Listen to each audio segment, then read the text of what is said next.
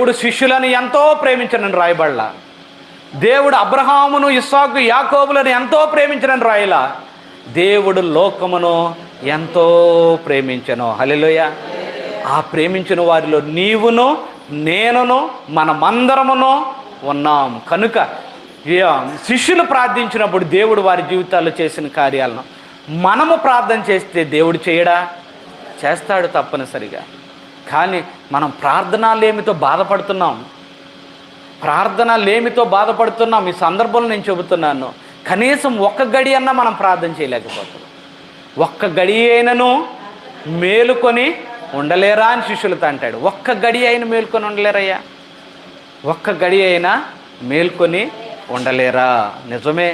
కొన్ని సందర్భాల్లో మనం దేనికి సమయాన్ని ఇస్తున్నాం? సుఖానికి సమయాన్ని ఇస్తున్నామా, లేక సుఖించడానికి సమయాన్ని ఇస్తున్నామా, నిర్లక్ష్యానికి సమయం